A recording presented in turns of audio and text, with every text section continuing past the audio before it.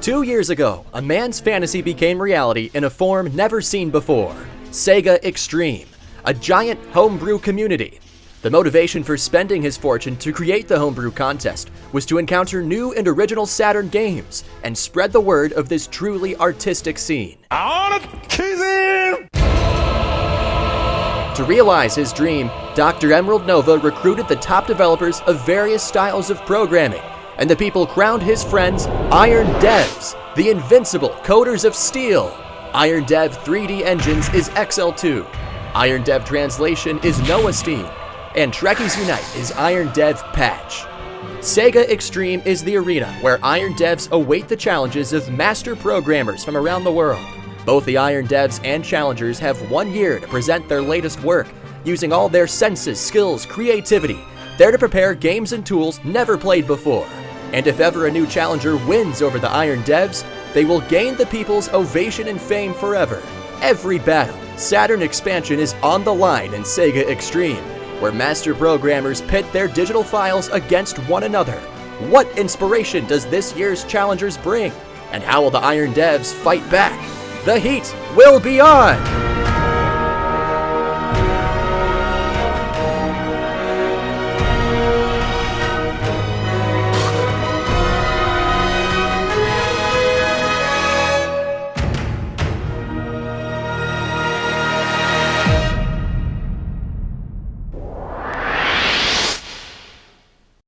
Entries are split into 2 categories, original games and hacks, patches, translations.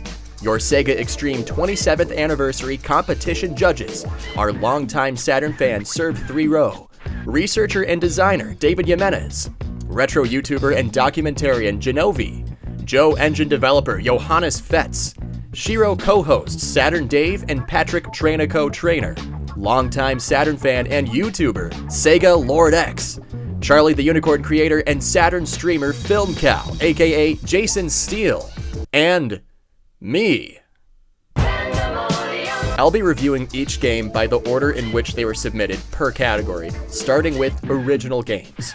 All games are directly captured from Saturn hardware, mostly using a satiator ODE, with occasional burnt discs when necessary. I'm using a SCART RGB signal into an OSSC for direct HD capture, mainly thanks to viewer support. Thank you. Sega Saturn is home to a story-rich variety of artistic visual novels, if you speak Japanese. For us English friends, there really isn't any visual novel commercially released.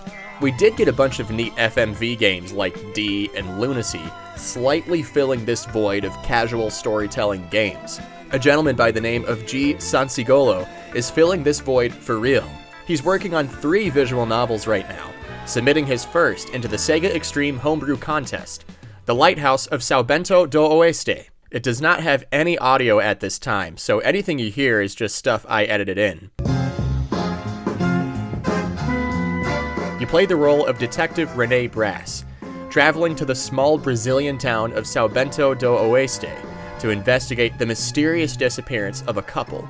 You can see this is using real photographs as backgrounds with drawn-out characters and dialogue text. Rene must question the neighbors and potential suspects while learning about the mysterious lighthouse built as a tourist spot, since there's no sea near the town.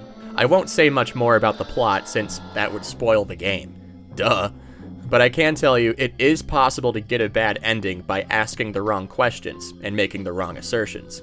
You only get a handful of dialogue choices, but they do matter. Despite some grammar errors, the dialogue is well done, and all the characters do have their own unique shtick, though I will give a few recommendations. Firstly, I think this could use some music, complementing the eerie vibes of Rene's mystery. The part where you search Cristiano's office could be fleshed out a little more, and I did notice what appears to be a misplaced text box. While I understand English is not the developer's first language, I think he could greatly benefit from having an editor help with dialogue and grammar. Sansigolo clearly knows English well, but the writing does need cleanup from a native speaker. It's still a wonderful quick game behind these minor flaws. He does a great job of letting simple details like the clothes and other characters become subtle clues into solving the case. I feel the main character is impressively well developed, given this takes just under an hour to beat. The combination of photography and hand-drawn artwork proves to be a great idea. I love how it looks. The developer notes, many of the photos come from São Bento de Sapucaí. I'm not sure if I'm pronouncing these towns right, but that's just north of Sao Paulo. He's also using photos from Fire Island, just off New York City. He notes some assets are created by Moom. All this strung together with the trusty Joe engine. If you're down for an intriguing and chill time, definitely give this a whirl. I also recommend keeping an eye out for this developer's future visual novels, especially since he has another one featured later in this video. 2D platformer is another underrepresented genre on the Saturn. We got a few of the prime suspects like Clockwork Knight, Astal, and KO, but there aren't that many. Jay Beretta is working to aid this drought with his very early build of ZYGO. You play as this mystical mouse in a pastel-colored land. The mouse, who I'm assuming is the titular ZYGO, can run, jump, and transform into other animals. ZYGO is a soft, felt-looking sprite, walking around a parallax-heavy forest in the first of 2 levels. Beretta notes there's a lot of work to be done. It's their first attempt at the C programming language, and says the code needs rewriting. I did clip into this tree trunk once, getting stuck permanently. It's a well thought out effort so far. You collect gems, needing 10 to unlock the next level. These spider and bat bad guys can be jumped on. I love that they turn into a deformed pile of blood and guts when you kill them, contrasting with that playful grassland atmosphere. Excellent. Each boss is just a larger version of a small bad guy who you jump on like 6 times, but the developer says these bosses are just placeholders for now. When you beat a boss, it unlocks a new animal transformation power, activated by collecting the corresponding icon. This allows you to explore new areas previously unreachable, granting you the ability to collect new gems and go for 100%. For example, the spider lets you climb some trees and go through small passageways for about 10 seconds. The bat will allow you to fly for a while, really letting you peruse those high places. It has its own music, light and airy sounding. It's in a format that my satiator doesn't like though, and since my Saturn disk drive is dying, it skips tracks. My favorite track is the theme for Boss 1.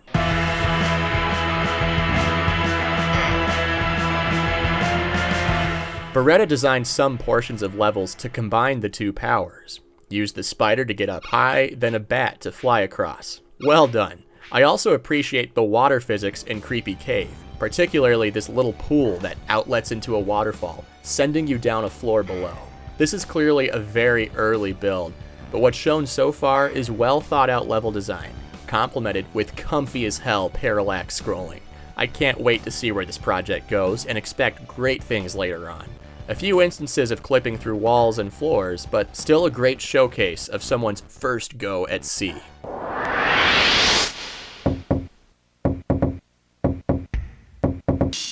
This whole experience is a vibe. You know when you're playing WarioWare and you unlock a minigame? Not like those 3-second micro games that make up most of the game. I'm talking about those minigames like Pioro and shit. This feels like it should be one of those minigames. You might only play it for like 5-10 minutes, but up until you lose interest, you'll love every microsecond of fly versus fly. Damage X presents a very basic 1v1 fly battler. Press B to flap. You can influence your flight path with the D-pad. Note the 2 bars above your fly. They charge over time. The top one is your attack meter, letting you charge up 2 fireball attacks, fired with A. The second is stamina, storing up to 2 dashes, executed with the C button. If you shoot your opponent once, they die. If they fall off the bottom of the screen, they die. The CPU is actually not too bad, putting up a pretty decent fight, though you're better off playing against a real person. This insect-inspired music couldn't fit better in Fly vs. Fly. It's like I'm hearing a choir of flies sing about dandelion fields.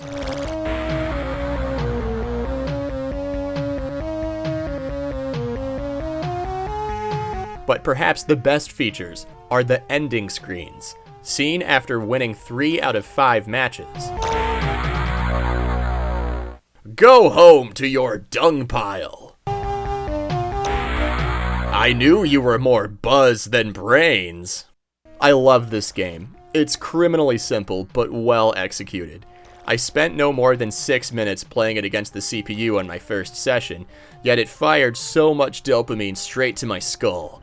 It even has an attract mode if you let it sit idle on the start screen. I cannot stop laughing at the guttery wet soundtrack and abruptly direct ending screens. Please try out this game if you're a Saturn owner. It's fun with friends.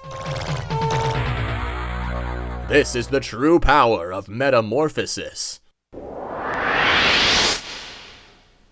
Not necessarily a game, but more of a technical showpiece. Super Reye with Cloth Demo.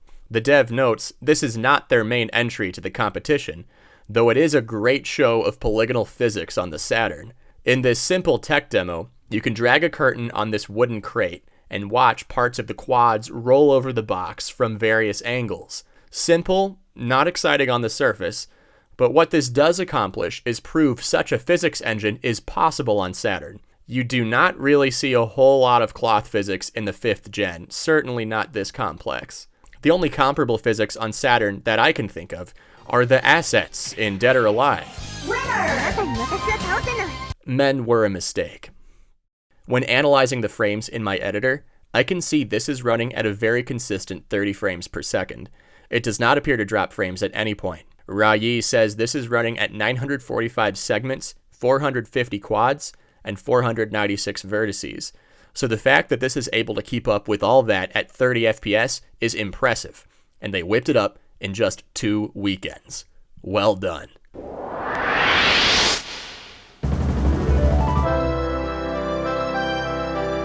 ZYGO is a double threat this year, entering in his visual novel demo of Red Moon Lost Days. Using the same engine as his Lighthouse mystery, this is a post-World War III choose-your-own-adventure. You play as a woman 19 years after China beat the United States in 2019. Yeah! Since victory, China established a series of military bases around its expanded region using an army of mechs. Your character is one of the generals, originally from the region between United Europe and Great China, formerly known as the Middle East. You and your partner set out to investigate the disappearance of a fellow general. Like the Lighthouse, you can choose your own path in this adventure. It's a work in progress, so we're given a roughly 25-minute sample of what will eventually be a longer story. It features the artwork of Amkitani, with beautiful desert environments, giant robots, and imaginative character designs. It's neat to see a modern art style on 90s hardware, especially fun when played on a CRT. ZYGO notes, the narrative is incomplete, so expect to see changes before his final build. New to Red Moon, music! It's not a quiet game like Lighthouse.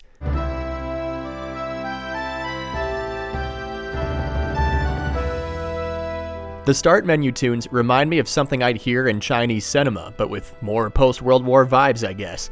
Sadly, it's in BenQ WAV, so I can't use this on my satiator without converting it. When I did convert it to straight-up BenQ, it froze at the start screen. Bummer. Still works on good old CDs, though. I personally think he does a great job at building a world in this visual novel, but like Lighthouse, the grammar has problems, making some of the dialogue difficult to read. Someone asked ZYGO on Twitter if he plans to get an editor. He responded saying he does. So if you're an English speaker who's interested in helping him out, reach out to ZYGO on Twitter. Writing issues aside, I am digging the art style, alternative history, music, and the story. This should be a game to follow if you like visual novels or care about the homebrew scene. Pumped to see how this one turns out when it's done. It's rippling with potential.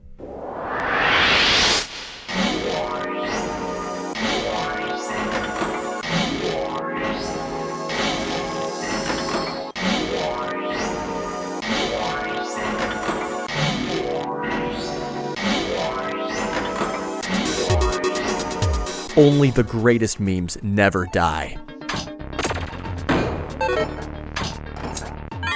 Our orange-fluffed, Monday-hating friend is back like Doc Ock in this year's Saturn Homebrew Contest, leaving the cockpit of his shiny polygonal spaceship and entering the world of Block Puzzle. My friends, to call this a Tetris clone would be an insult to the bit, even if it's using a song from the Tetris Grandmaster soundtrack.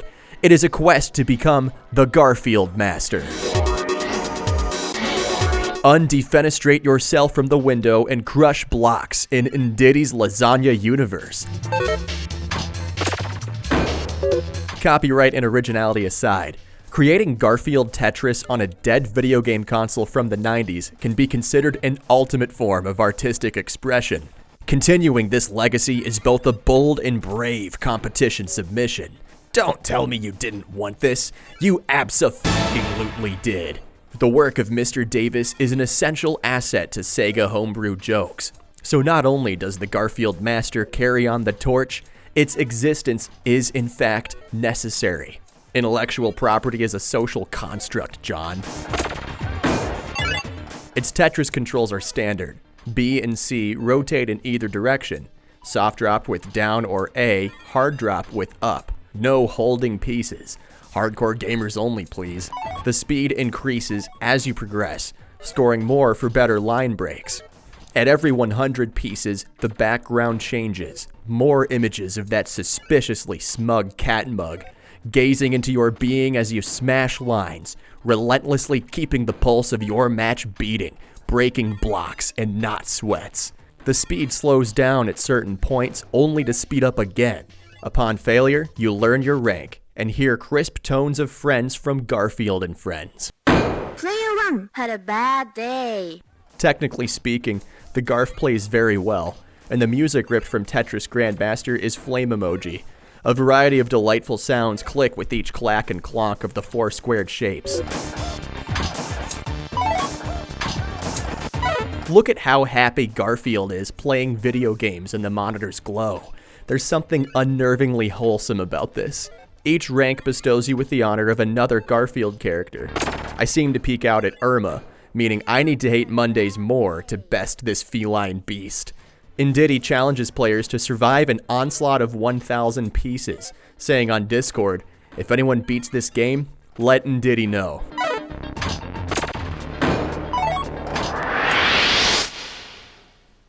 Dating sims are pretty much at the bottom of the English translation priority list, and the Saturn has a lot of them, all only released in Japan. This made sense in the 90s, since there were probably very few Westerners interested in the genre. Now don't get excited here, no one's translating 6-inch My Darling tonight. But we are getting a port of a non-Saturn dating sim. Everlasting Summer comes from Russian developers Soviet Games, also playable in English. Anyone can get it for free on Steam. Your character, Semyon, falls asleep on a bus, then wakes up at a camp with lots of conventionally attractive babes. To fully understand how he got there, Semyon must discuss Soviet-era social commentary with the campers, solve the mysteries of human relationships, turn over the uncovered stones of what this mystical camp is, and probably have sex. Warning! This game has a lot of booba. If you're not okay with horny video games, steer clear. Using the YAL engine, Jameson is porting this 2014 game to our favorite mid-90s video game console.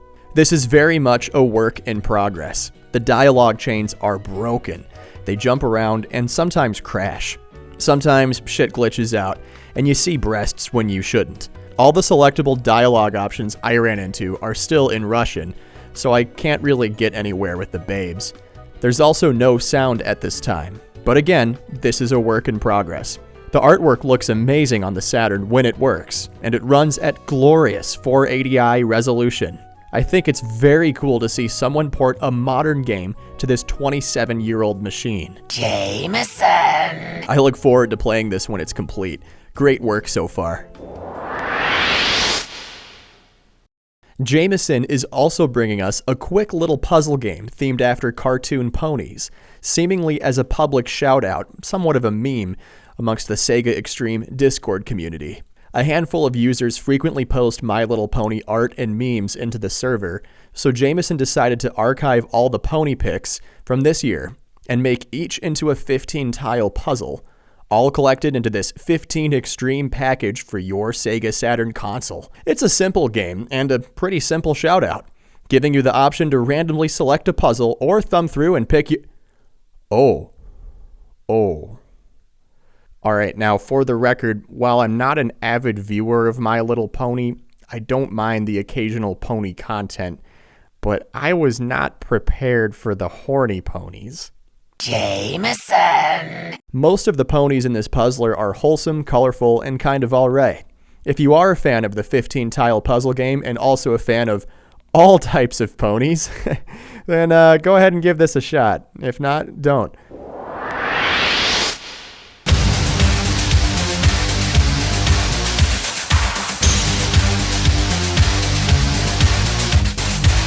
Iron Dev XL2 is firing back with his latest build of the Saturn's first split-screen first-person shooter, Hellslave Tournament Edition 2022. Last year, his build was more focused on the single-player campaign mode, featuring several short and fun levels. The build also threw in a multiplayer mode, going up to 4 players on a handful of maps.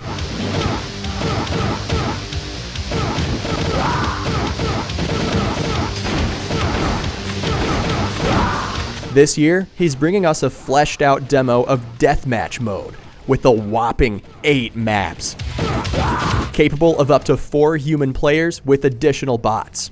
This blesses Deathmatch with the ability to have up to 8 characters in the match at once.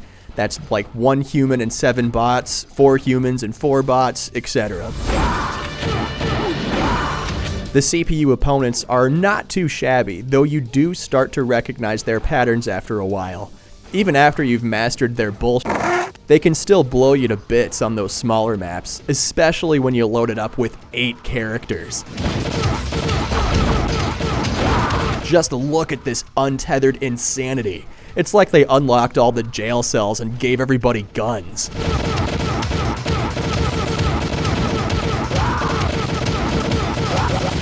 One thing I appreciate is this is the first build where you can set the win conditions, or how many kills one needs in order to win. This particular demo brings more show-stopping 3D effects that XL2 is so known for. It's stuff the commercial Saturn games could only dream of pulling off. XL2 is particularly talented at lighting effects and his gorgeous skyboxes. VDP2 is pretty much running on all cylinders here. He's also getting help from other homebrew devs with map design. Check out this giant sun spinning around the spaceship level, or the foggy waters and dank dark sky surrounding this submarine. The team is also bringing in this wicked cool indoor forest level, with the kind of fog that's there for a reason, not to mask draw distance. Speaking of draw distance, holy f***ing shit, look at how far this field goes. I'm almost forgetting what console I'm playing this on. On other Saturn shooters, you typically can't see further than a Philly drunk on St. Patrick's Day. Here, it's like Wizard Peak draw distance. Might I also direct your attention to the shiny shotguns? Creamy 3D graphics. Playing this in 4-player reminds me of late nights on Perfect Dark with old friends. Having 7 other bots in the mix is a ridiculous cluster. People are blasting you all over the place. When you load up the maps, they become quick and exhilarating matches. You'll see that each player character is its own 3D model, some looking like SWAT dudes, while others have different colored shirts. You can see some shoutouts to other devs in the Saturn community sprinkled in as little Easter eggs throughout the maps, and occasional girl gifs. Hey, check it out, it's Ponut for the Sega Saturn.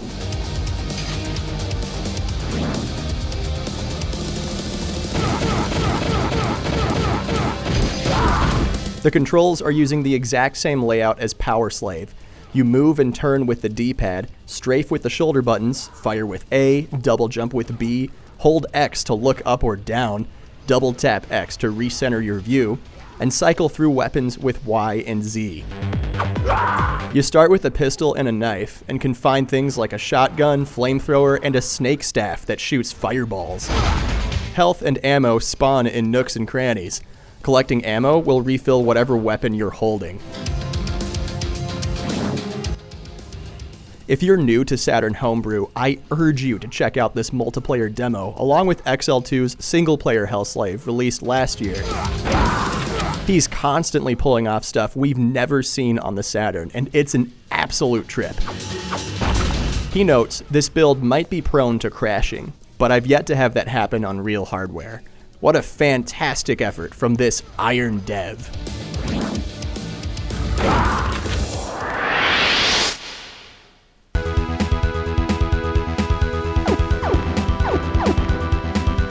Look at this, lots of beautiful gons and lush hand-drawn clouds. This endless shmup from Super Reye features music from Random and the art of Henri Fox.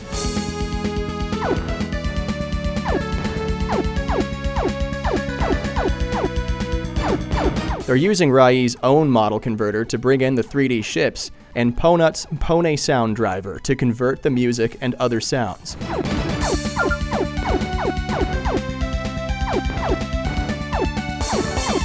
What we have is another delightful game that looks like it should be a WarioWare minigame. The ship moves pretty slowly, but your hitbox is narrow. So once you get a hang of how the D-pad drags this plane around, you'll be threading bullets like a skilled seamstress. There are only a handful of enemies, coming out at a random order, and in greater numbers as the game progresses. You start with 3 lives and a few screen-clearing bombs. You can get a few bullet power-ups, maxing out at this quad shooter. It's simple, but what's here is a joy, and the songs will surely get stuck in your head after a while.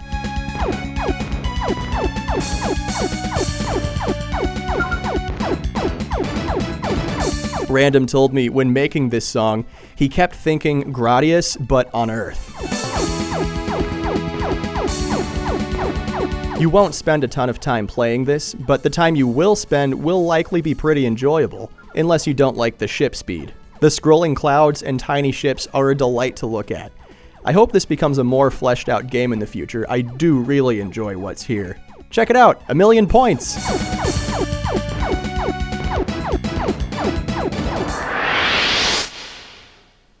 Hell yeah! Cobra Dial is back with the Mall Santa dating sim, Kris Mingle. Last year, we had a very early demo with one mere glimpse at the Santa who has more abs than the real Santa has reindeer. This year, they added just a little more with dialogue choices and a second Santa. Your character just moved to Ontario, Canada. You have no friends or family in the area, and it's getting close to the holidays. Things are getting lonely. So you decide to go to the mall to get some shopping done. Hello there. Do you want to see my workshop? Look at that. I just went from Santa's nice list to his list. You agree to meet him the following Saturday, but then on Tuesday, you hear higher-ups yelling at a Santa for drinking on the job. Oh no! Is it Hot Santa? No, it's someone else. Another Santa. They don't draw him just yet. You gotta use your imagination for now. You get the option to either comfort him or tell him to kick coal. Then the demo ends. Please finish this game so that all of us can fuck Hot Santa.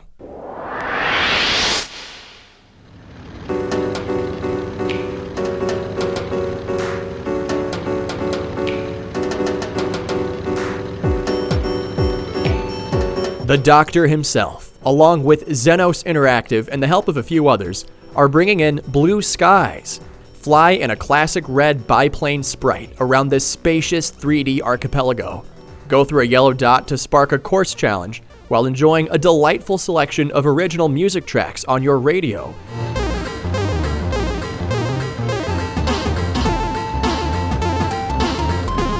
They're from the likes of Shadowmask, May Rosenkratz, and Random. Press Y to change songs.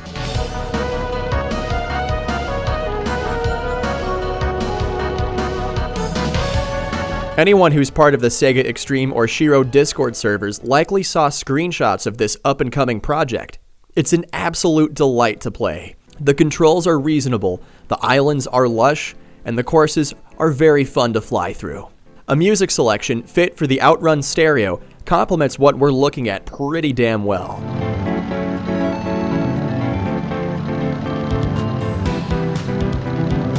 You can dive, rise, and turn with the D-pad, roll with the shoulder buttons, and adjust throttle with A and B. If you're trying to fly to a new island, it might be a couple minutes before you get there, but the speed is reasonable when cruising around a single island. There's a bunch of wonderful songs to listen to, so even if you find yourself gliding over to a distant landmass, you are warmed with a blanket of comfy flying with a variety of pleasant jams.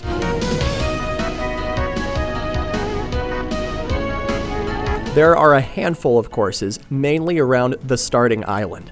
Fly into a yellow dot, then fly into the corresponding dots in order to complete the course. Your record times get saved, letting you try for a new best lap. These lines have you rolling and yawing all around the rocks, and at times flip you upside down.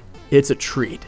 Like a lot of these demos, there's not a ton of fleshed out content, but what we have plays well and provides some pretty good vibes. This is a project I really want to see get more added to it, hopefully becoming a full game in the near future.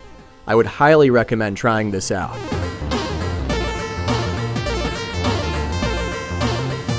They're still looking to add more music and sound effects into the game, and likely add more islands. I told them I'd volunteer to voice act the plane motor.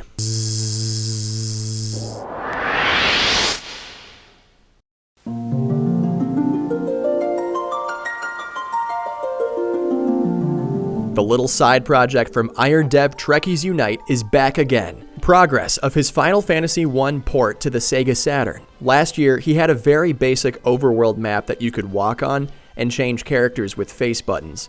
That was it. This time around, we get to name an entire party, walk around the same map, and do battle. Trekkie says he's spent the weeks leading up to the deadline working out battle logic for this demo. It looks like none of my characters can do anything other than fight, but damn it, we fought well, taking on the various sprite monsters of this glorious Saturn resolution overworld.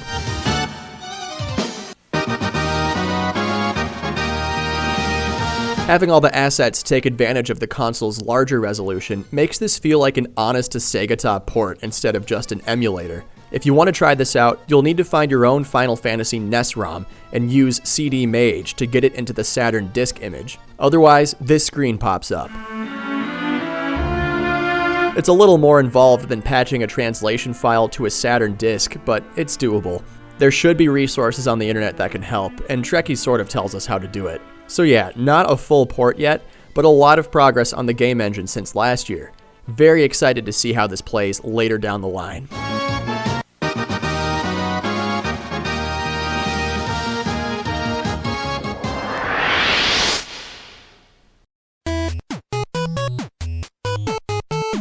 Carrying on the theme of NES games, Slinga is bringing us Ballonatics as part of the Sega Saturn Multiplayer Task Force. Their mission seems to be creating 12-player games, something the Saturn seldom does. For those unaware, yeah, you can plug 12 controllers into the same console for a handful of massive couch multiplayer titles. Saturn Bomberman is probably the most well-known, though it only goes up to 10 players. NHL All-Star Hockey might be the only official game to support 12 players, though I've never seen that get tested out, and the game kinda blows anyway. Hello.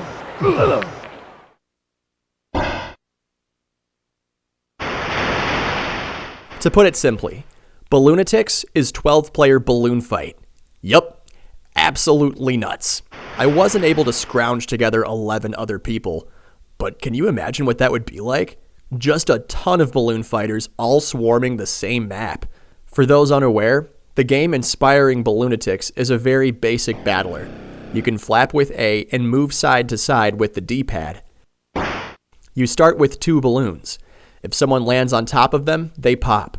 Your ability to fly gets more difficult with just 1 balloon, and if both pop, you die.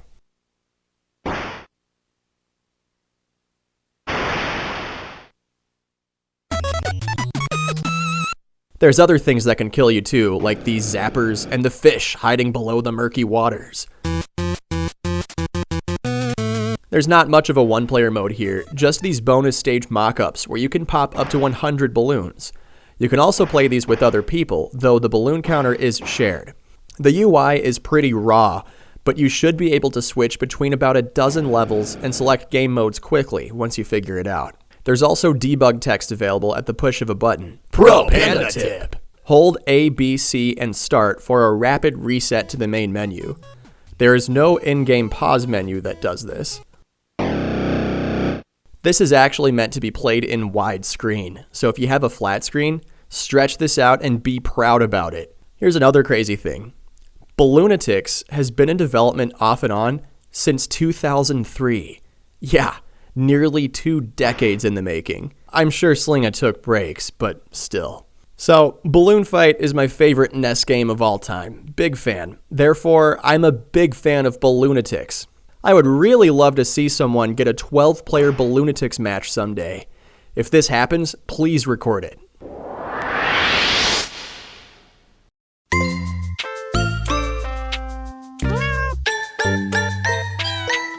Yes!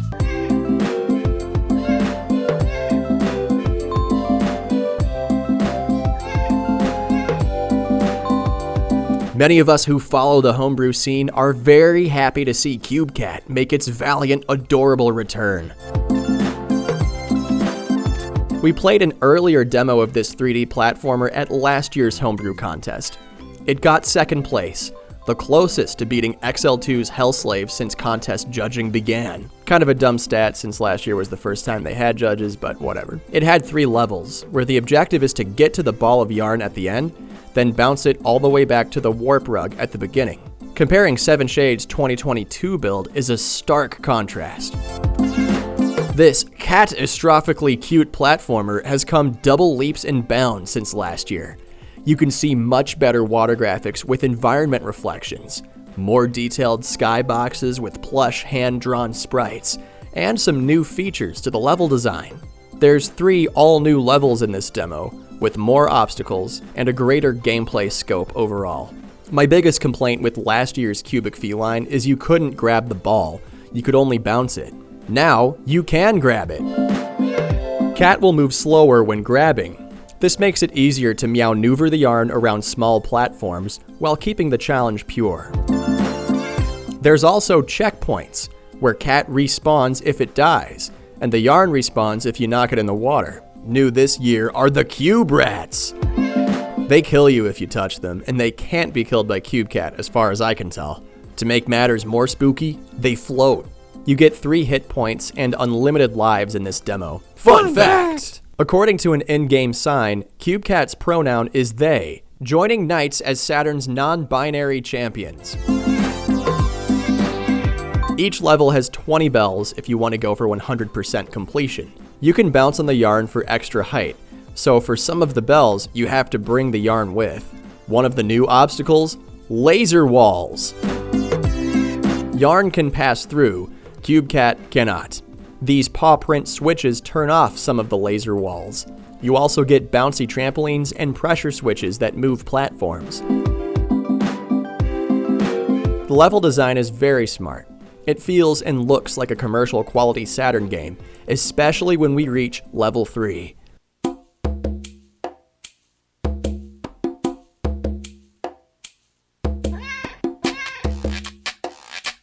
Let CubeCat's fur soak in that sunset on the lily pad rides.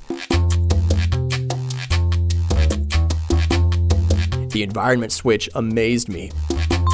My only complaint, the lilies might be going too slow, especially the ones that go around these trees.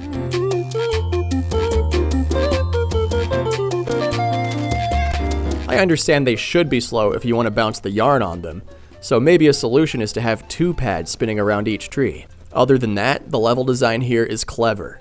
The yarn is close to the beginning, but 2 laser walls make it impassable.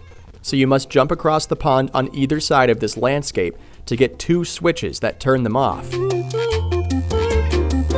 Leap across the treetops, smile at everything, dance on the lilies, and be amazed at the insanely glorious draw distance, rivaling that of Hellslave's.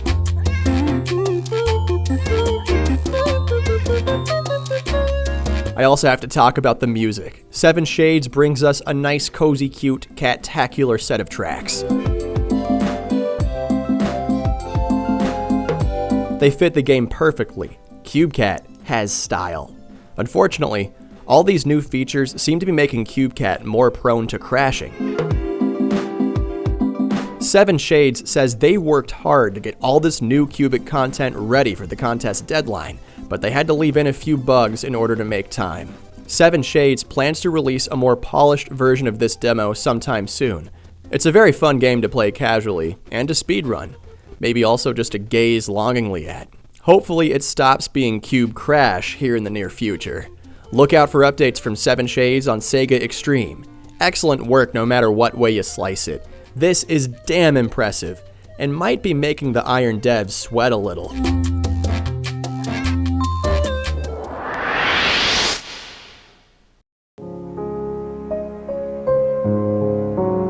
The final entry to the original games category is Stardist from Ervilsoft. You might remember this dev for entering a demo of Sickle in last year's competition. That was a top-down shooter. We sadly don't get an update to the Bug Blaster on a Saturn moon, but I do adore what Ervilsoft is bringing us this time around.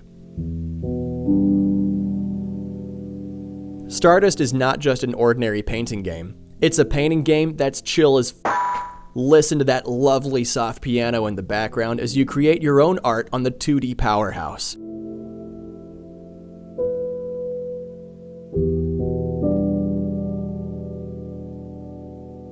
Ervilsoft says there are not a lot of Saturn games like this, so they decided to just make it happen. They originally planned to add a gameplay mechanic where you make and sell paintings, but Ervilsoft ran out of time, submitting this instead.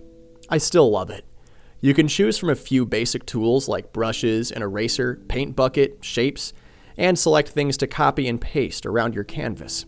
There are selectable color swatches at a scrolling bar up top, and you can also adjust RGB sliders to create your own shades. Ervilsoft was able to create this with Stardist. Me? Well, I'm not exactly a talented artist, but I can at least do this. I had my wife give it a whirl, and while she ran out of room for the fourth E, she still had a great time. I gotta say, big fan of this entry. It's simple, but it greatly succeeds at what it sets out to do. Pop this on a burnt disc or ODE and see what you can paint on your Sega Saturn. Just a heads up, this is a late entry, missing the mark by just a few hours. Ervilsoft had a misunderstanding on what time zone the competition was using. We're allowing it to pass, but are being asked to factor in its tardiness with our judging. Now we move to the Patches Tools Utilities category. All the fan translations of Japanese games, hacks, and useful Saturn tools are up next. Side note, us judges are ranking utilities in a separate third category, though I will be reviewing them with the other patches and hacks in this part of the video. Oh, en esta clase nosotros hablamos en español.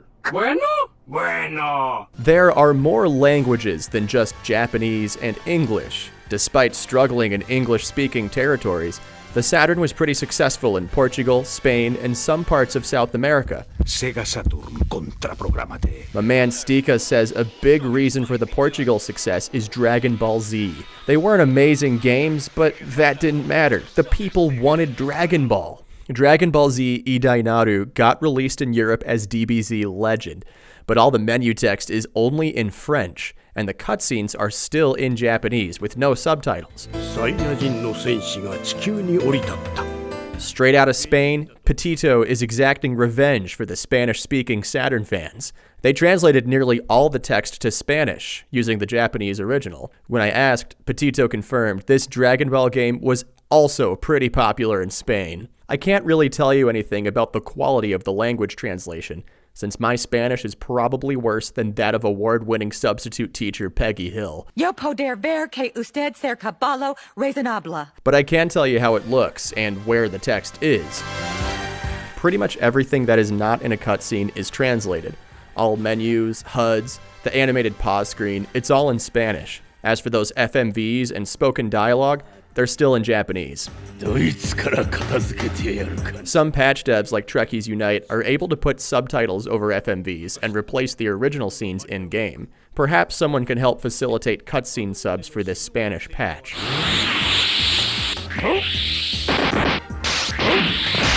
Either way, Spanish players are already used to these bits being in Japanese, so any translated text is a major upgrade. As for the game itself, Actually, the game is fucking. but of course, that's not Petito's fault. Its non-English speaking target audience in Europe and South America still eats this up. And now, more of them can understand it. Always happy to see Saturn love expand across the world.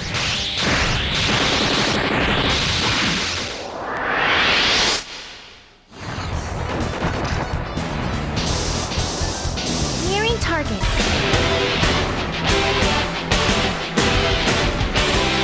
Great holy spirit of Segata, what an undertaking. Target secured. That leaves 4 to go. Seasoned Saturn fans have likely taken this mech out for a spin once or twice. It's a Japanese-only explosive action game, which most people can play without needing to understand the minimal text or dialogue. Hudson churned out Bulk Slash exclusively for the Saturn in 1997, never releasing it outside Japan. But since its release in the 90s up until now, it's among the most sought-after imports. My Shiro bro Pat and I made a whole video about this English patch on the Sega Saturn Shiro channel, so I'll try to keep this brief. You play 7 stages in an arcade-style blast, beating the game in just under an hour if you're successful. In most levels, you blow up a specified number of targets or do a quest unique to the area, each ending with a big mecha boss battle. In each stage, you can pick up a Miss Navigator, giving you directions to targets and throwing out clever quips. If you don't speak Japanese, no problem. You'll probably be able to figure out what to do. Beating the game with a miss will level her up. So the replayability is beating it again with a different miss, unlocking artwork, epilogues, and eventually the 7th and final miss. Trust me, if you beat it once, you'll be very okay with a return trip. Bulk Slash is an insane time. Something's coming, and it ain't no small fry. Lacquerware took it upon himself to get a translation going for Bulk Slash as his way to enter the Saturn homebrew scene. He got together a big talented team of programmers through Shiro connections, and throughout 2021, recruited the help of several voice talents and audio engineers to redub the entire game.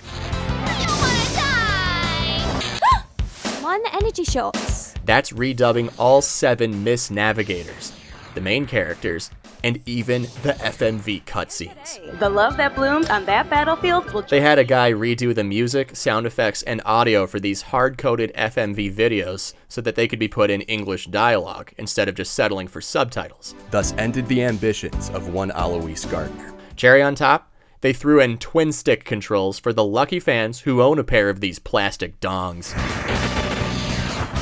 You don't disappoint. They localized everything they could localize, got great sounding voice actresses, great scripts, a quality cast, and then some. What's more crazy, they got it done in less than a year. What a mind-blowing show of force from the Saturn community, spearheaded by a newcomer. You must play this patch. Hell yeah! What the hell?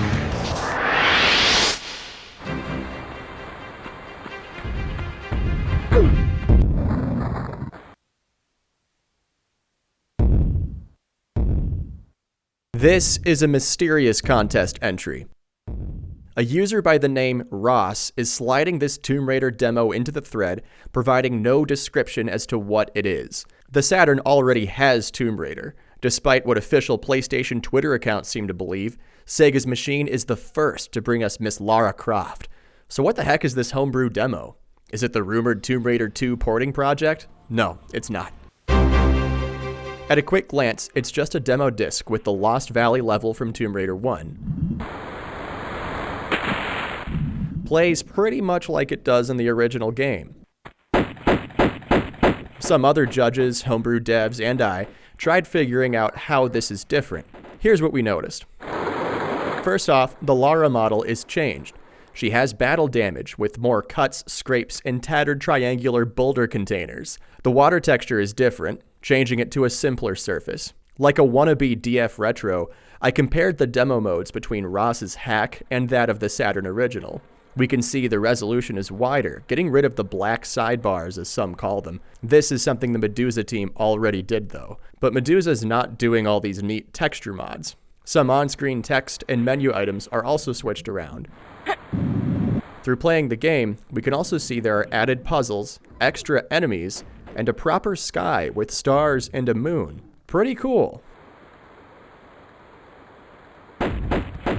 So we were wondering what this is. Some thought it might be a port of OpenLara. That's an open source cross-platform Tomb Raider. Someone is using OpenLara to port the game to the 3DO. That's neat. Some other homebrew people wondered if this was some kind of unreleased prototype, modified or leaked for this competition. Ross is posting this in the form of a full download instead of a patch, so that puts the contest thread at risk of piracy troubles. Despite many of us reaching out to ask what this is, we got no response from Ross for days. So us judges voted to disqualify this entry until Ross can give a proper description, instead of this cryptic Lara quote.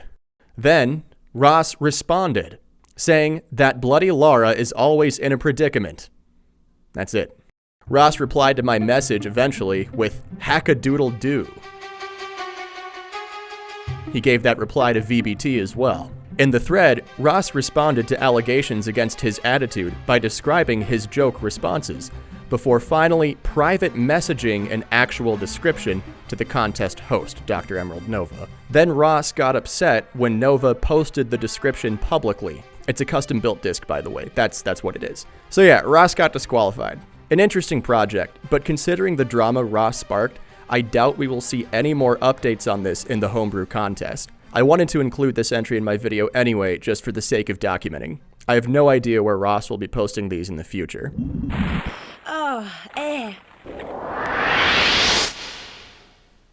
In the Wild West of the 90s, no hardware was powerful enough to run Cyberpunk 2077. To weather this drought, Electric Dreams Inc. gave the world Angel Devoid, Face of the Enemy, in 1996. A cyberpunk FMV adventure equivalent to neon lights reflecting off the sidewalk water, only good enough for Wish.com versions of Johnny Mnemonic to step through. It's actually a treat. The level of acting quality that we expect from Western 90s video games, and also leather.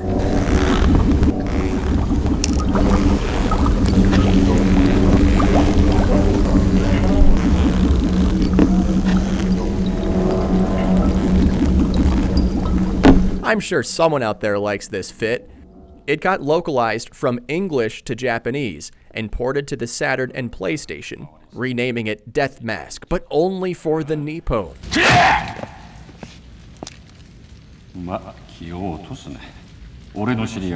The Western world got its PC original, but never any console ports. Saturn's Deathmask locked in Japan. A team including K-Kona, Shadowmask, and others are converting the English videos from the PC game and injecting them into the Japanese Saturn port, effectively making an English translation patch for this interesting piece of interactive art. Be on the lookout for Angel Devoid. This 3-disc point-and-click adventure assumes the role of a cop who gets mutilated in the intro. Everything will be just fine, Mr. He wakes up after some wicked facial reconstruction. We don't want you walking around cloaking at people now, do we? Getting the face of someone else. And not just any old someone else, Angel Devoid. You're Angel Devoid! Pretty much everyone who recognizes Angel hates Angel. No, not that Angel, this Angel. I think the most iconic part of Deathmask is its first dose of gameplay. If you sit in the first room of the game for too long, someone runs in and ends you immediate. Game over, you lose. So here's the deal. Everyone's either trying to kill you or tolerating your presence at best. There's a bounty on your head.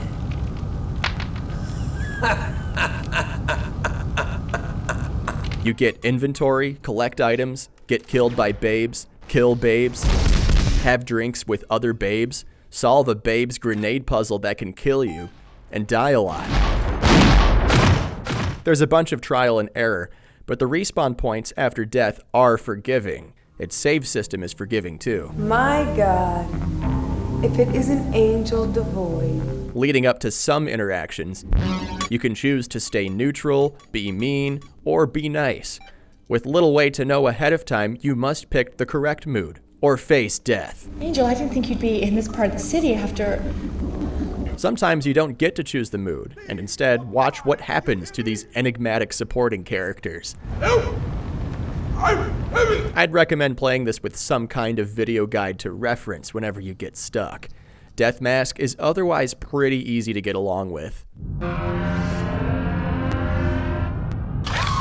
The English patch job is mostly done, and pretty good as far as I can tell. The only Japanese I ran into was the screen telling me to make more room in the internal save memory. I think the patch should include some README instructions on how the controls work, but other than that, this work in progress is pretty fun. It's not a long game, so if cheesy cyberpunk acting is something that amuses you, so will Deathmask.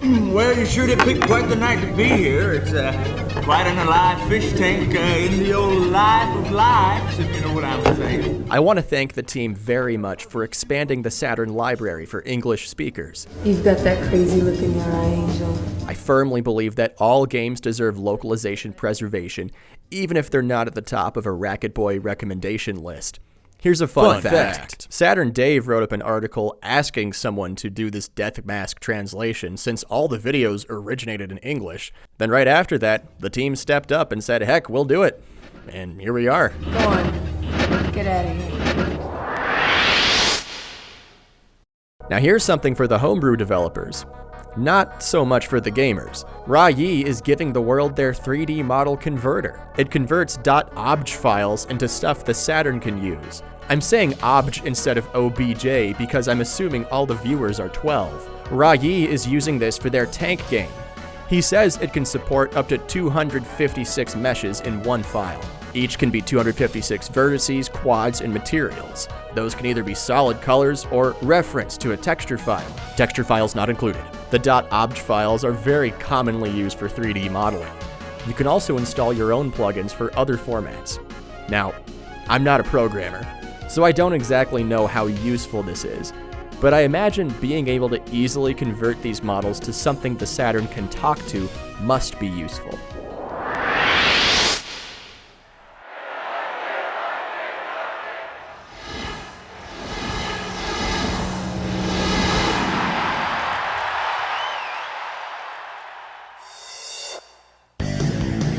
Malenko and his crew present the latest early build of their FirePro S 6-men Scramble English patch. This import is an all-time Saturn classic, highly popular among Western players ever since the 90s, as evidenced by Usenet posts.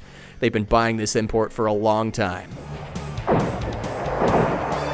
While it is playable without understanding the text, there is a lot of text to scramble through in its menus and character select. Some stuff has changed since the last homebrew contest, and us judges are asked to rate repeat games based on progress. This Japanese wrestling game has its own story, a ton of customizable game modes, and 6-person multiplayer. I'm noticing a lot of the character select menu options that were in Japanese last year are now in English. Malenko says it's significantly further along, and yes, it is indeed. It feels way more like a complete patch this time around. Side note, I'm not good at wrestling games. At all. So this entire portion of video is just me getting nutted on. What is this, some kind of 6-men scramble? You won't see my own Catmen doing a lot of winning, or any winning for that matter. I think one of my New Year's resolutions will be to actually learn how to play 6-men scramble effectively. It's widely renowned as an excellent game, and any fans of the retro wrestling genre will have a great time. Good job on getting this mostly translated. I'm happy to see how much progress is made.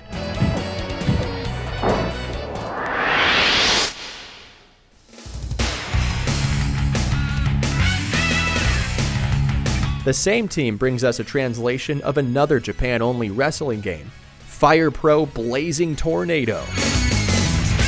Blazing Tornado! Technically, it's a work in progress, but nearly all of the text is translated, so Malenko considers it 95% done. What I really enjoy about this are the video instructions for bad plebes like myself. Blazing Tornado is a little easier to understand. That's a sacrifice when you look at 6-man Scramble's overwhelmingly large roster and its ability to go up to 6 players. This is just 2-player, with 8 wrestlers on the roster, but man, is it kind of a fun time.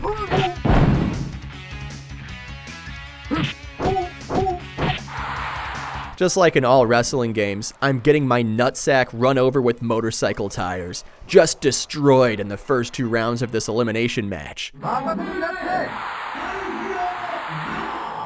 loser! That's all you are. Holy sprite scaling. It wasn't until round 3 when I'd finally get the rhythm of Blazing Tornado. Whop! Got him. A first victory for Panda Luchador. But then out comes the mascot for Big Boy Restaurants, Jailbreaker Bullnoy. I shouldn't have overlooked this guy. He's clearly the greatest wrestler in the game. Look at his moves.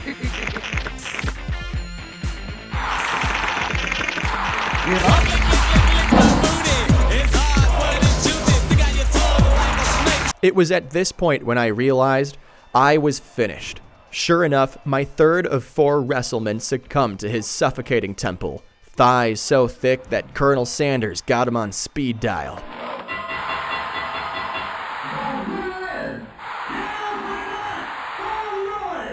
My fourth and final man.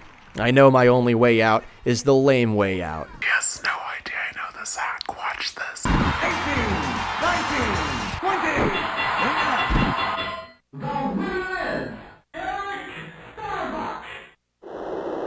Ring out! Hell yeah, I just virtual fightered his ass. I knew I couldn't make it for the rest of the match. My own incompetence drained the betch early on. I am loser. You loser! Malenko, however, is not a loser, and neither are the others who worked on this patch. It's a nearly complete translation of a great Japanese wrestling game. If you like this stuff, try it out.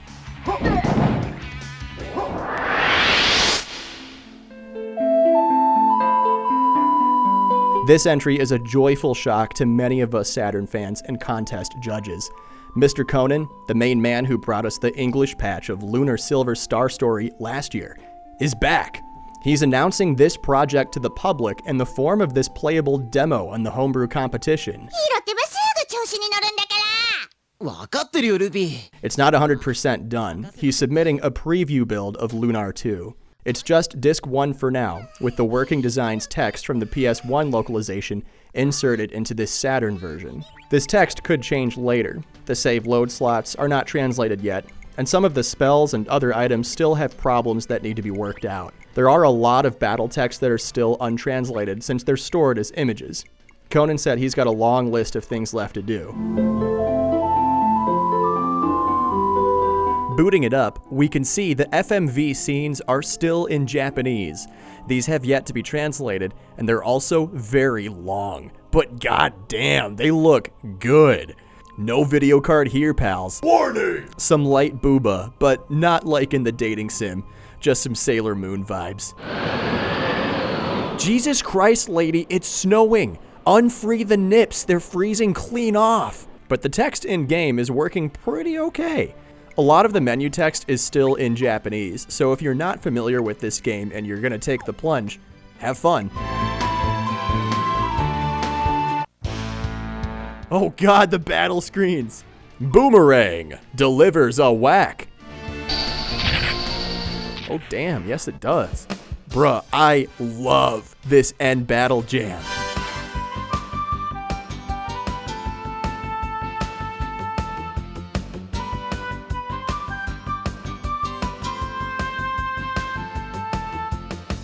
Mr. Conan, I can speak for much of the Saturn scene in saying we're very happy that Lunar 2 is getting translated. Good work so far. We understand this is a pretty early build. But yeah, keep it up. The translation of the first game was an absolute hit, and it worked very well. It's great to see that the sequel's coming around too. What a pleasant surprise.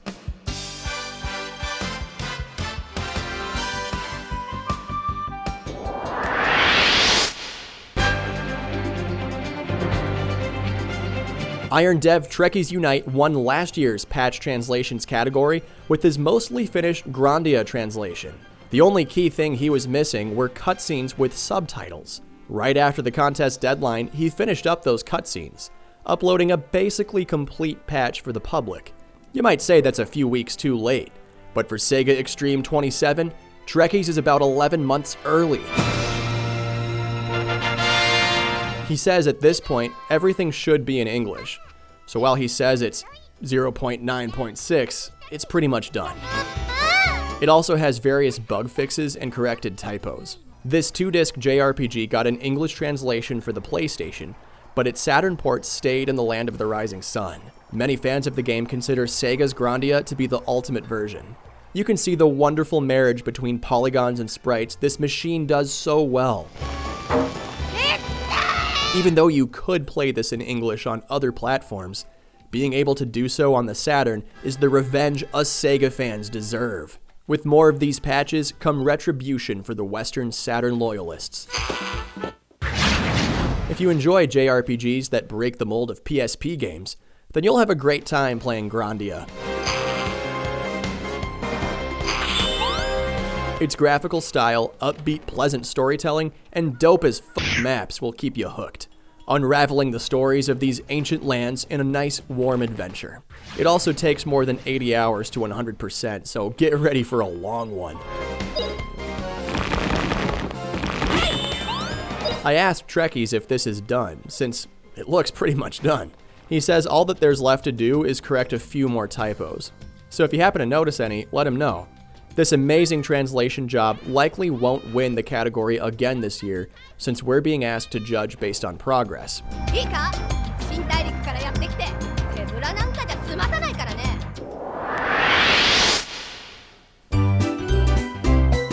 This Iron Dev is a triple threat this year.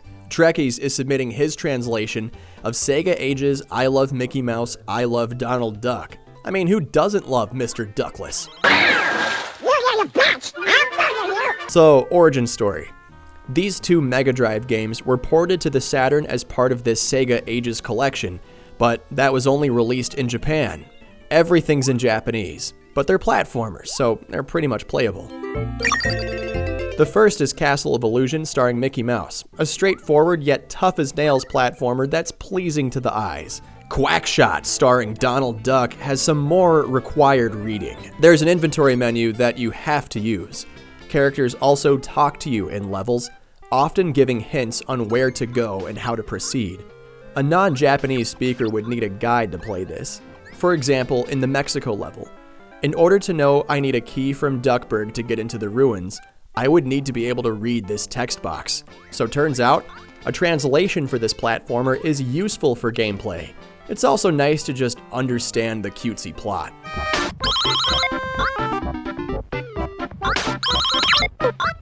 The translation from Trekkies is also a full-on localization. You can see he even changed the Mega Drive box art in the Japanese collection to their Western equivalents.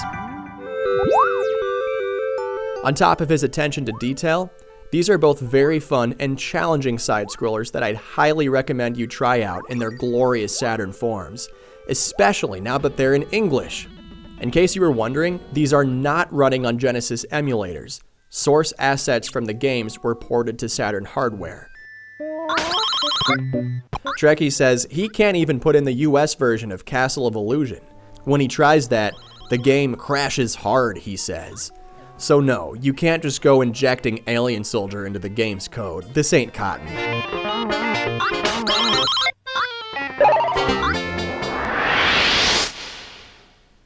Seasoned homebrew dev Ponut64 is releasing the PoneSound sound driver to the public. It compresses audio files to a variety of Saturn-friendly formats, including for the widely used Joe engine. It's supposed to be way better than Sega's official driver, supporting more channels for sound effects and ADX playback without compromising any precious power from those SH2s. Some of the original games seen in this video are using PoneSound for their music and other noises. They're calling PoneSound a godsend and say it's making this part of homebrew game design much easier.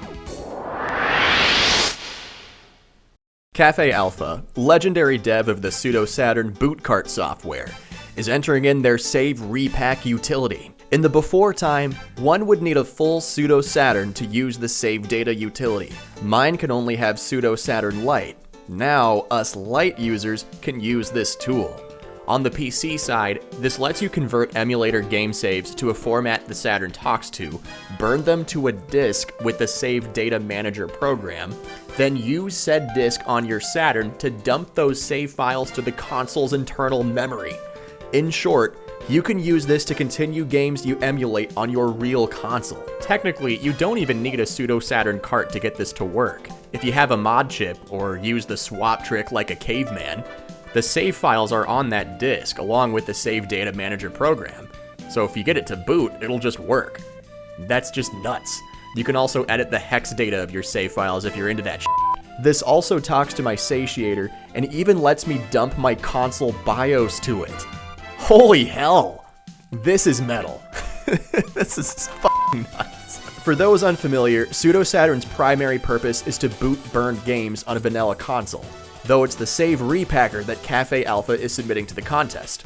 According to the thread, 10 years ago, they swore to never take part in any Saturn homebrew contest of any sort, but Private Eye bought a 1% share of the software with a pack of Skittles as currency, making Cafe Alpha lose the right to refuse contest participation.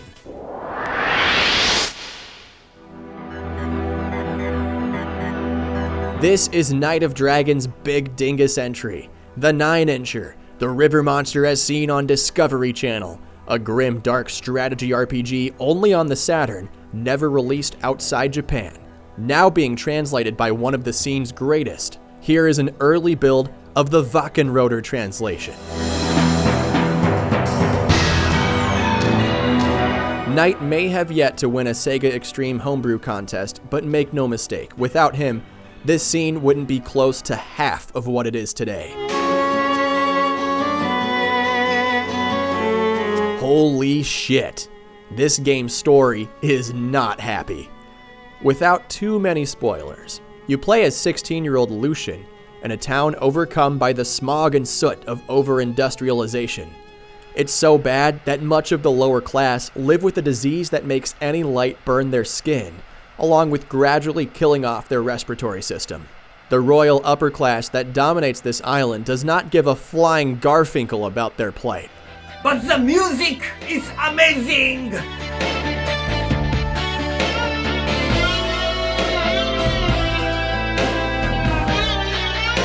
One interesting scene at the beginning.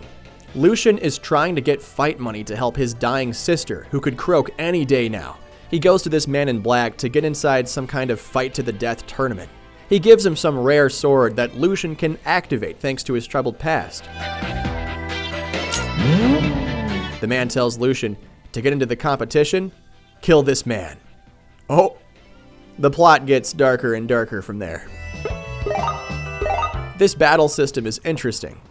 Like any tactical RPG, you can move around a gridded map, rendering out in 3D with some sick guns. You can charge your attack for more damage. That uses up your temp meter.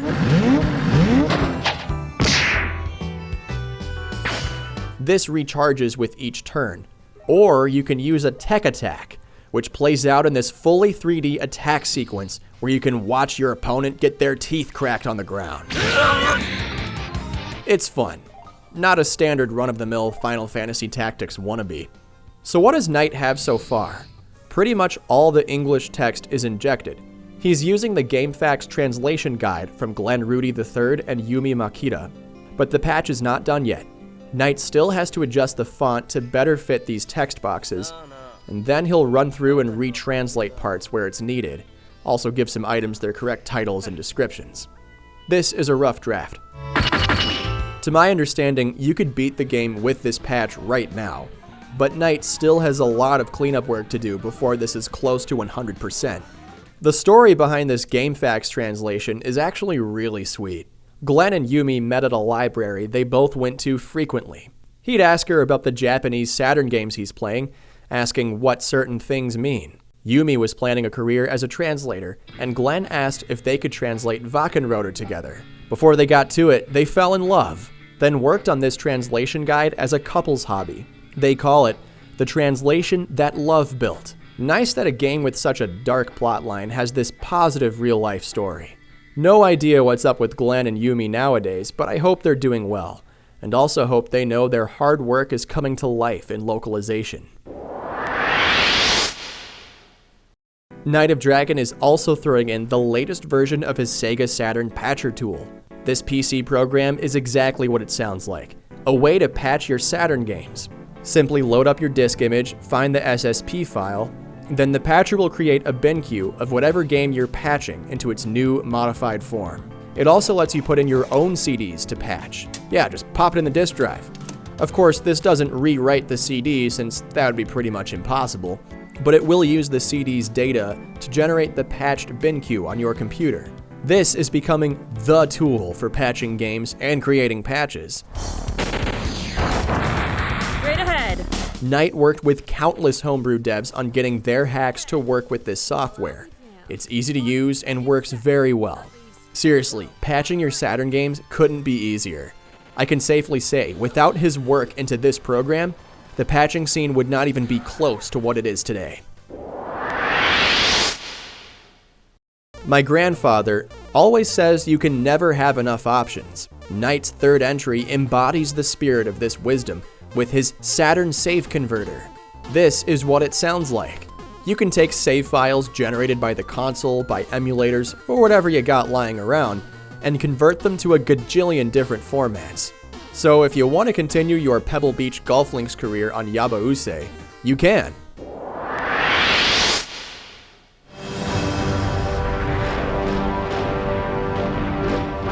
In the West, we got GunGriffon Eurasian Conflict, translated and localized in official capacity back in the 90s.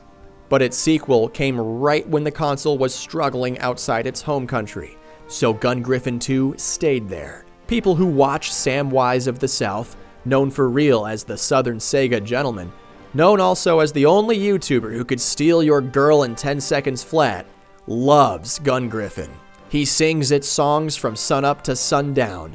The man likes his mechs. So, he decided to translate this sequel.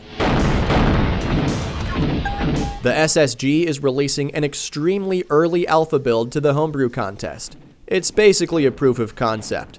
It's a hey look guys, I'm doing it, and it's possible. With the help of Night of Dragon and some help from other homebrew homies, the script translation and localization is done. Now they're injecting the English text into the game. The build he's unleashing to the contest has one screen translated so far. Suit up, pilots. The rest is a fairly text-heavy mech war with lots of beautiful guns, and explosions. A truly wonderful game, and it will be amazing to play this in English. SSG is a busy man, so don't hassle him on getting it done quick. It'll be finished when it's finished, and it will be amazing. This is not for the contest, but he did send me some later alpha builds that have more translated text screens, and they are looking pretty good. Of course, I say that, and then right as I finish editing this video, Sam drops an alpha patch that has 97% of the English text injected. So it's pretty much done. Now comes my least favorite part, judging. I'm extremely happy to see so much new content being put on the Saturn, and every person who has a hand in these projects should be proud. We're seeing a lot of incredible strides being made in Saturn Homebrew. Like, you want to see what Saturn Homebrew looked like in 2006? VBT made this neat little Mario port way back then. Some other neat 3D models got produced, but nothing like Hellslave, CubeCat, nothing like these extensive, immense translation efforts like Bulk Slash and Grandia. And hell, not even shit like Garfield Tetris. We've come a very long way, and are now beating the commercial run of Saturn in the West, both in terms of localization and brand new content. So coming out and saying this one's better just feels wrong. Everyone who took part should feel accomplished. But this is a contest, and us 9 judges must determine winners in 3 categories: original games, patches, translations, and utilities. Alright, let's get to it. Due to a variety of real-life circumstances, 3 of our judges had to drop this year. We still had a lot of close contests though. With the results from 6 judges, numbers added up in this spreadsheet, golf rules. Will the Iron Devs be thwarted in this year's stadium? Friends, behold, your SegaXtreme 27th Anniversary Homebrew Contest winners. The original game's top prize goes to Blue Skies. The only game to consistently get into each judge's top 4 is the winner. This was not a one-person workhorse, but a team. Congratulations to Xenos Interactive and Dr. Emerald Nova for leading the programming, Ponut64 for sound tooling, XL2 for graphics tools, and to May Rosenkratz, Random Stuff, and Shadowmask for the killer soundtrack. With the help of a past Iron Dev, the project leads beat 2 of them. This talented team is earning the honorable title today, telling Pilot Wings to kick rocks. The winner of the Patches Translation category was no contest, in a decisive perfect sweep, earning the top spot from every single judge. Put your hands together for the Bulk/ English patch. Oh, wow! You got moves!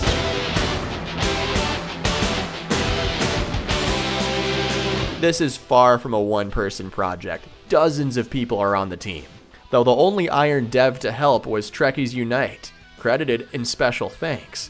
The project is led by Greg Moore, Danthrax, Burnt Ends, Galleon Unlimited, Momphis, Knight of Dragon, Jiggle85, Shadowmask, and the very talented voice actors and actresses, overwhelmingly winning this category. Congratulations! And finally, the Utilities winner is Knight of Dragon with his Sega Saturn Patcher. After narrowly losing a top spot by 1 point last year, Knight of Dragon is finally earning the honor of Iron Dev with what has got to be the most universally useful tool in the Saturn community. His user-friendly patcher allows common users to easily install patch files to their game disk images. It's also worth noting, this man had a hand in more than half of the projects you saw in this video, seemingly always ready to help people out with their homebrew projects. Congratulations, Knight, this is well deserved. Some homebrew projects are still being worked on, not making it into this year's contest. An original game we have our eye on is Noah and the Polluties. It's an impressive 3D platformer from indie dev Walfredo Abahon. He's also making it for the Dreamcast. Abahon is still diligently working on this draw-distance-tacular showpiece, so keep an eye out for updates. Sam I Am is still diligently hacking away at this anticipated project. It's a pretty-looking action RPG with beat-em-up gameplay, never making it out of the Far East. Yes, it's been a long time since he started working on the patch, but he is still working on it. There's also a team patching The Unsolved. Similar to Deathmask, they're taking the English content and porting it into the Japanese Saturn release. The group that's working on this banned me from their Facebook group without reason or explanation, so I don't know how this project is doing. There are also some potentially translatable games identified by Knight of Dragon. These are not games actively being worked on now, but rather games Knight figured out easy ways to inject text into. That means anyone with the skills and time could spearhead patches of these games, since the programming makes it easy to do. It's possible to hack English text into Solo Crisis, Senken Kigyoden, Genso Suikoden, GunGriffon 2, Riglord Saga 2, and Omakase Savers!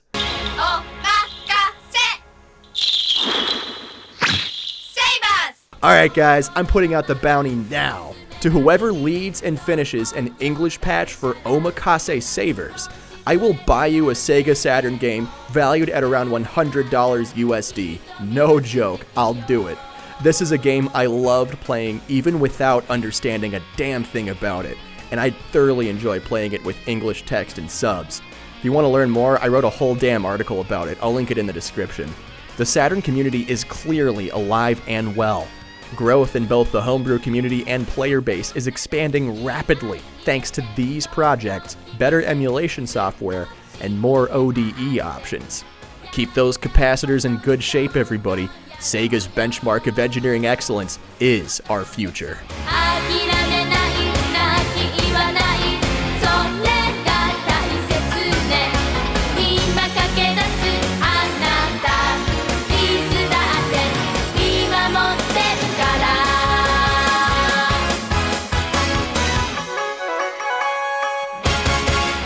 Before I let you go, there's one more fun thing I wanted to mention about Bulk Slash.